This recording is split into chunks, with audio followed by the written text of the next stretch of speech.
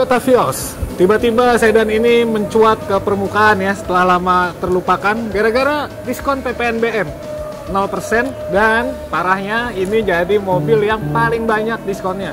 65 juta men. Gila loh. Akhirnya begitu ada kebijakan itu Maret gitu ya, konon ini jadi banyak banget yang beli.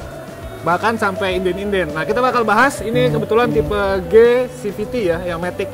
Harganya 281-an paling mahal, paling murahnya 250 juta sekarang ya setelah ada potongan PPNBM.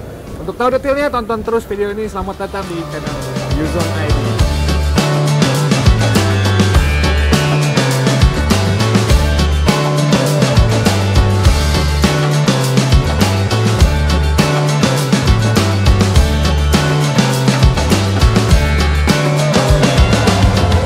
Nah, ini tampangnya sih sekarang jadi lebih agresif ya. Vios itu sebenarnya keren men, cuma mungkin karena sedan ini kurang populer di Indonesia jadi jarang yang lirik. Padahal sebenarnya ini keren loh, rusuh banget gitu ya, depannya tuh serba tajam, chrome-nya juga dikit, segini doang gitu ya. Terus nih lampunya udah proyektor walaupun semuanya masih halogen ya.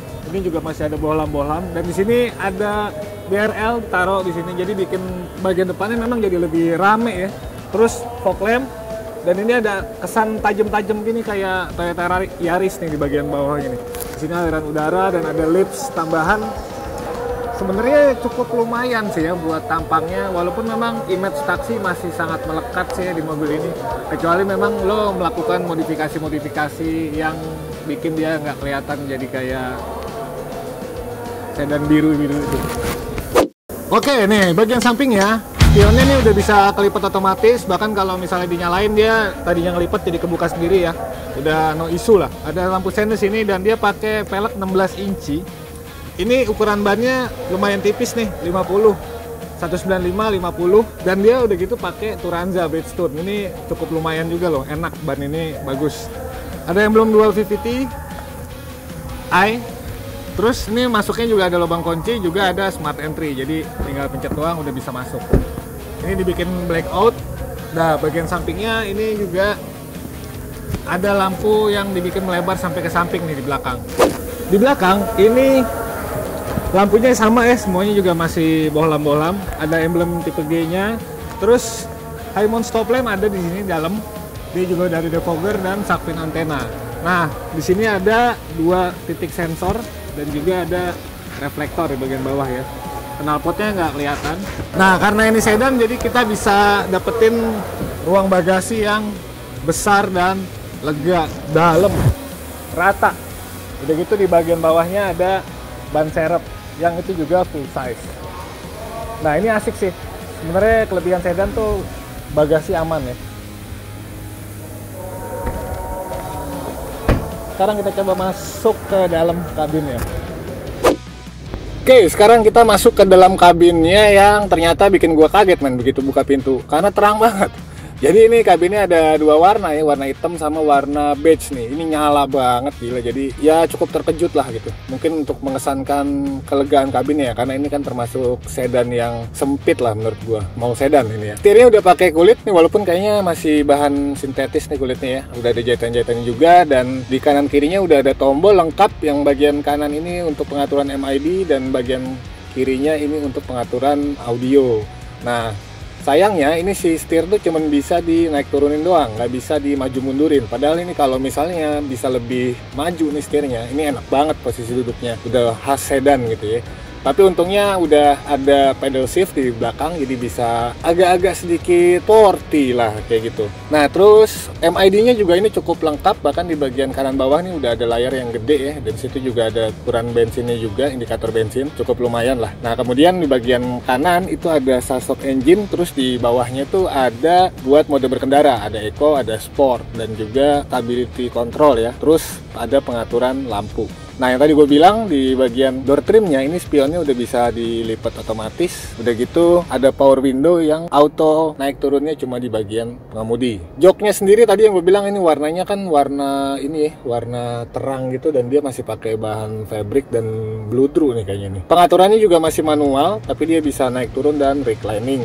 udah lumayan oke lah. Sekarang di bagian tengahnya, ini sebenarnya layar kecil nih ya, kecil banget lah untuk mobil-mobil yang sekarang tuh harusnya bisa lebih gede gitu biar lebih atraktif.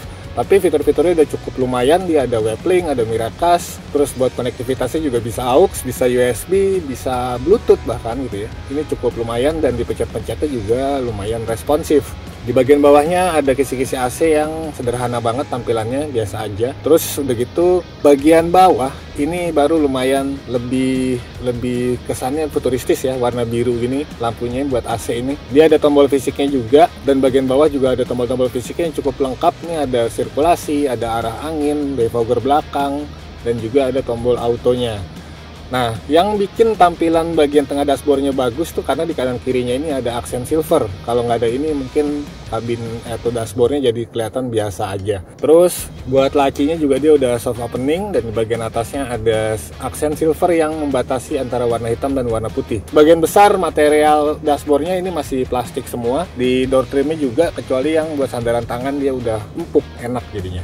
Terus di bagian bawahnya ada transmisi CVT yang ini ada artificialnya, jadi bisa tetap berasa kayak pindah-pindah gigi ya kalau dipindahin ke mode manualnya. Ada 2 cup holder di depannya. Terus di bagian belakangnya ini buat rem parkirnya ini masih pakai tuas. Sandaran tangannya udah lumayan, dan di bawah dalamnya juga ada tempat penyimpanan. Udah pakai bahan-bahan empuk jadi enak kalau disenderin. Kemudian buat seat beltnya juga dia udah bisa diatur ketinggiannya. Nah, bagian depan sih kira-kira kayak gini ya. Makanya sekarang kita coba duduk di belakang kayak gimana. Untuk di belakang ini sebenarnya sama ya, gue rasa kalian udah pada tahu lah ya nyamannya Vios tuh kayak gimana, apalagi yang sering naik taksi ya harusnya sudah tahu. Tapi ini menurut gue memang sedan ini cukup ya, pas-pasan gitu ruang kabin ini. Kaki gue dengan posisi duduk gue tadi di depan masih nempel ke jok depan nih, walaupun memang masih nyaman sih, nyaman banget. Terus kaki juga bisa masuk ke kolongnya ya, tapi ya memang untuk sedan ini tadi sekali lagi pas-pasan. Di bagian door trimnya ada buat power window, terus ada tempat penyimpanan kecil, dan ini sandarannya lumayan karena empuk. Di bawahnya ada buat tempat penyimpanan dan juga ker ya. Ini hand gripnya juga udah retract. Nah, enaknya di bagian tengah nih dia ada sandaran tangan, terus ada cup holdernya. Ini mungkin yang kalau nggak salah nggak ada di taksi nih kayak gini nih. Di sini lumayan ada ya. Sandaran kepalanya ada 3, jadi bisa buat 3 orang. Terus satu lagi yang mantep dari mobil ini tuh fitur keamanannya, keselamatannya. Jadi dia udah pakai 7 airbag. Bahkan di belakang juga nih di pilar-pilar ini semuanya udah ada airbagnya. Jadi insya Allah aman. Kira-kira kayak gitu sih. Satu lagi, salah satu keunggulan Vios menurut gua adalah sektor mesinnya yang udah terkenal irit BBM tapi juga bertenaga. Mungkin karena sedan ya, jadinya bodinya lebih enteng. Ini pakai mesin dual VVTi 1500 cc, tenaganya 107 horsepower dan torsinya sekitar 140 Nm. Ini mesin yang enak banget lah pokoknya. Sebenarnya nggak ada isu apa-apa dari mesin ini ya, udah terkenal reliable banget. Dan ini bisa jadi salah satu keunggulan dari Vios. Itu kenapa mungkin taksi-taksi pada tergiur untuk pakai unit Vios. Dah, karena nggak ada lagi yang bakal bisa gua bahas, jadi setidaknya buat kalian-kalian yang tadinya pengen punya sedan gitu ya, pengen menikmati kenyamanan sedan kayak gue sekarang nih, asik. Itu bisa jadi salah satu rekomendasi yang cukup menarik ya setelah ada potongan pajak paling tinggi ini.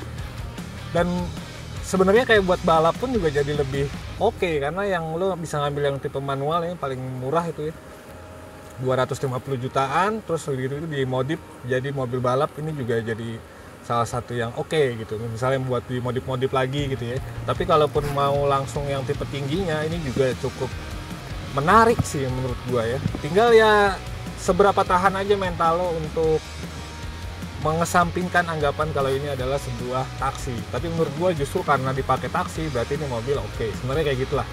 Nah, kira-kira kayak gitu. Kalau punya komen-komen silahkan komen aja di bawah. Dan nantikan video-video gue selanjutnya. Gue pamit, mau coba nikmatin ruang kabin taksi dulu nih. Vios. Peace. Dia ada reflektor di bagian bawah ya. Knalpotnya nggak kelihatan.